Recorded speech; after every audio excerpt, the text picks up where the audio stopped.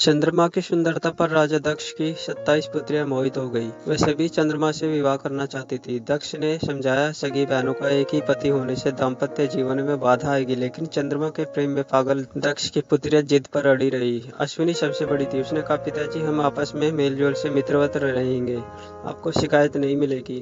दक्ष ने 27 कन्याओं का विवाह चंद्रमा से कर दिया। विवाह से चंद्रमा और उसकी पत्नियां दोनों ही प्रसन्न थे, लेकिन ये खुशी ज्यादा दिनों तक नहीं रही। जल्द ही चंद्रमा 27 बहनों में से एक रोहिणी पर ज्यादा मोहित हो गए और अन्य पत्नियों की उपेक्षा करने लगे। यह बात जब दक्ष को पता चली तो उन्होंने चंद्रमा को समझाया। कुछ दिनों तक तो चंद्रमा ठीक रहे, लेकिन जल्द ही वापस रोहिणी पर उनकी आसक्ति पहले से ज्यादा हो गई। अन्य पुत्रों के विलाप से दुखी दक्ष ने फिर चंद्रमा से बात की, लेकिन उन्होंने इसे अपना निजी मामला बताकर दक्ष का अपमान कर दिया। दक्ष प्रजापति थे, कोई देवता भी उनका अनादर नहीं कर सकता था। क्रोधित होकर उन्होंने चंद्रमा को शाप दिया कि तुम क्षय रोग के मरीज हो जाओ।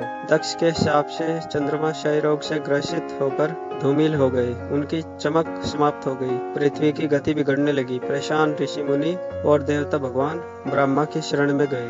ब्रह्मा दक्ष के पिता थे, परंतु दक्ष के शाप को समाप्त कर पाना उनके वश में नहीं था। उन्होंने देवताओं को शिवजी की शरण में जाने का सुझाव दिया। ब्रह्मा ने कहा, चंद्रदेव भगवान शिव को तप से प्रसन्न करे। दक्ष पर उनके अलावा किसी और का वश नहीं चल सकता।